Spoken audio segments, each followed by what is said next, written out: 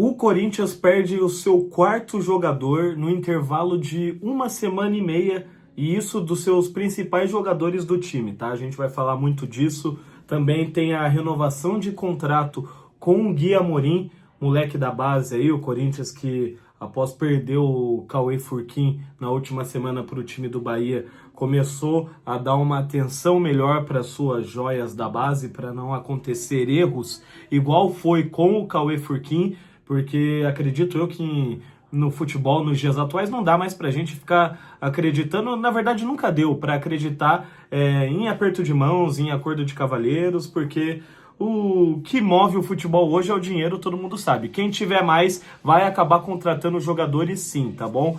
E além de tudo isso, a gente também tem as datas definidas dos jogos do Brasileirão Feminino, das semifinais, partida entre Corinthians e São Paulo. Tem também o jogo entre Corinthians e Vasco nesse final de semana, lá em São Januário, domingão, às 16 horas. Segunda rodada do retorno do Campeonato Brasileiro, né? Na teoria, 21ª rodada. Corinthians que, apesar de vencer o Vasco muito bem aí nos últimos anos, tem que ligar um sinal de alerta. Isso e mais a gente vai falar muito aqui no canal, beleza? Então, ó, já vai deixando o like, compartilha e se inscreva para fortalecer cada vez mais o nosso trampo, demorou? Tem a chave de Pix aqui no canto, Live Pix. Se você quiser fortalecer com algo, vai ser muito bem-vindo, beleza? Então roda a vinheta aí, vamos falar muito sobre o Sport Clube Corinthians Paulista.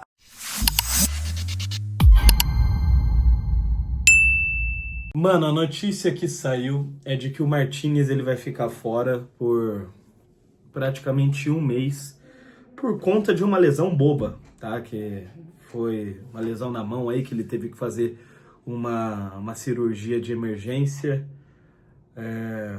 Vai perder os jogos da Copa do Brasil, vai perder essa sequência de jogos do Campeonato Brasileiro, contra o Vasco, contra a equipe do Palmeiras e por aí vai, enfim. Cara, é difícil, viu? É difícil. O Corinthians está sem praticamente os seus principais jogadores, tá? E aí nessa lista a gente vai colocar o José Martínez, André Carrilho e Yuri Alberto, Memphis Depay. Pô, só aí são 4 jogadores. E o Corinthians não pode contratar por conta de um transfer ban, que a gente sabe que enquanto o Corinthians não resolver essa questão, enquanto não entrar num acordo com o Santos Laguna, vamos continuar nessa, tendo que depender do plantel de jogadores que a gente tem à disposição. É complicado, cara.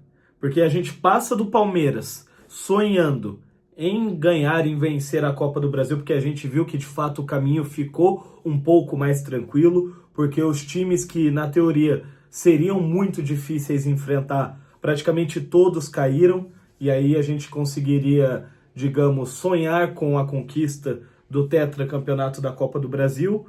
Porém, vem todas essas questões, as ausências, as 4 lesões de jogadores importantes do Corinthians, o clube alvinegro não podendo contratar. E a pergunta que eu faço para vocês é, ainda dá para sonhar com o título da Copa do Brasil? O Corinthians tem que começar a lapidar e cuidar melhor dos seus atletas da base. Os crias do terrão, a gente sabe muito bem disso, e muito por conta também do que aconteceu com o Cauê Furquim na última semana, a saída dele do clube alvinegro para a equipe do Bahia. Não dá pra gente ficar acreditando nesse negócio de aperto de mãos, de acordo de cavalheiros. Dito isso, o Corinthians oficializou nessa terça-feira a renovação de contrato com o Guilherme Amorim, artilheiro do Sub-17 do Timão. Meio-campista de 17 anos já marcou 16 gols nessa temporada de 2025, inclusive balançou as redes na única partida que ele fez pela equipe Sub-20. E a multa, vamos falar de multa, né? A multa do jogador, que era de 14 milhões de reais, subiu para 50 milhões, e para clubes internacionais o valor é de 50 milhões de euros, antes 40 milhões. A informação foi dada aí pelo meu parceiro Luiz Fabiani, lá da Rádio Bandeirantes, e vale ressaltar também que o Gui Amorim também terá bonificações por títulos, jogos no profissional e também pela seleção brasileira, beleza, rapaziada? É isso, Corinthians tentando aos poucos, digamos, tratar e cuidar melhor das suas crias do terrão, e espero que seja assim com todos os atletas que a gente sabe que pode render frutos ao Esporte Clube Corinthians Paulista. Ainda sobre o transfer ban, né, relacionado a Félix Torres, o Corinthians pretende fazer uma nova proposta para enviar para o Santos Laguna para tentar negociar essa pendência que o clube tem com o time mexicano. A gente sabe que são valores hoje que, para o Corinthians, para a atual situação financeira, é inviável do Corinthians pagar em apenas uma parcela. Vale ressaltar que o Corinthians já fez uma proposta, já deu opções de como pagar o Félix Torres e o Santos Laguna recusou nesse atual momento. Então, por hora, o Corinthians ele ainda não pode registrar absolutamente nenhum jogador, tá? O Corinthians não pode registrar nenhum jogador, mas enfim... Segue tentando. No atual momento, o presidente é o Osmar Stabile, que vai concorrer à presidência do Corinthians aí nas próximas semanas contra Roque Cittadini e também o André Castro aí, que são os 3 candidatos à presidência do Corinthians, que vai permanecer no mandato de mandatário de presidente do Clube Alvinegro até dezembro do ano que vem.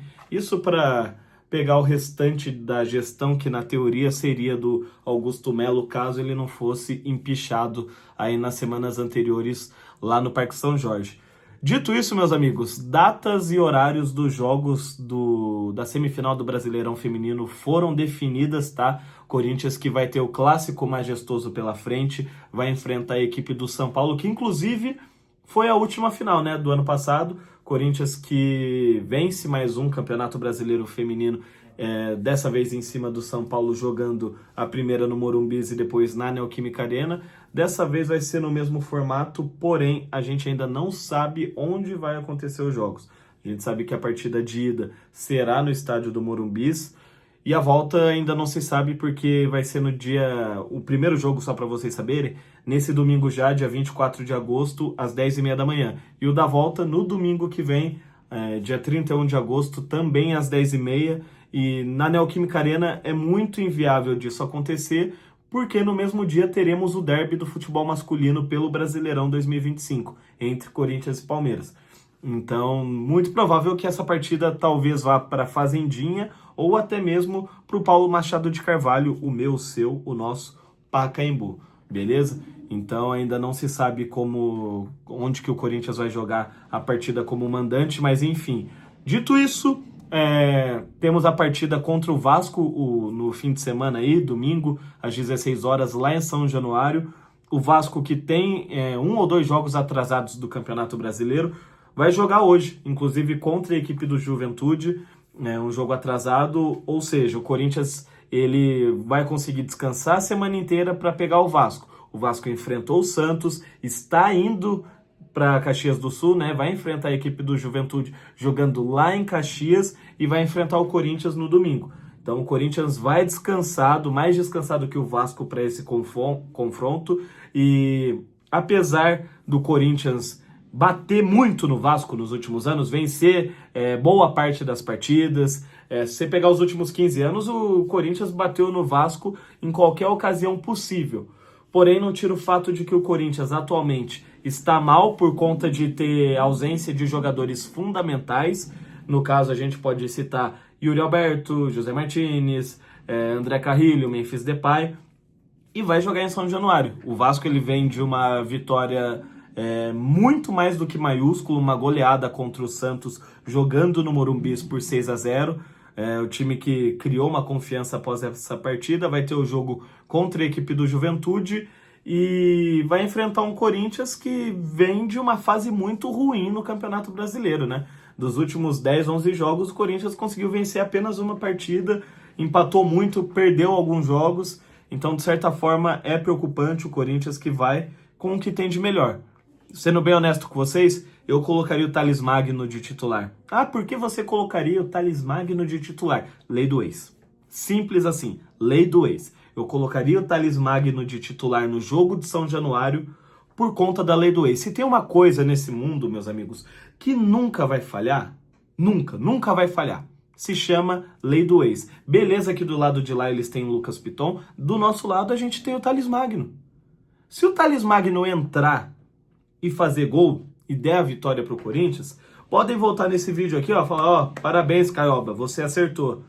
não falha, lei do ex não falha, meus amigos. O Thales Magno pode ter feito um gol nos últimos 70 anos de vida dele, mas ele vai brocar lá em São Januário. Isso eu garanto pra vocês. Se o Corinthians começar essa partida com o Thales Magno de titular, ou se ele entrar e ter uma boa minutagem, ele vai fazer gol em São Januário, tá? É isso, meus amigos. É isso. Espero que vocês tenham gostado do vídeo. Não esquece de deixar o like, compartilhar, se inscrever no canal para fortalecer cada vez mais o nosso trampo. Tamo junto sempre. E é nóis, vai Corinthians. Vou tentar ter uma frequência legal com vocês aqui de pelo menos 1 ou 2 vídeos por dia pra gente tratar de assuntos que estão acontecendo no dia a dia do Esporte Clube Corinthians Paulista. Valeu demais, tamo junto sempre. É nóis. E vai Corinthians. Tamo junto!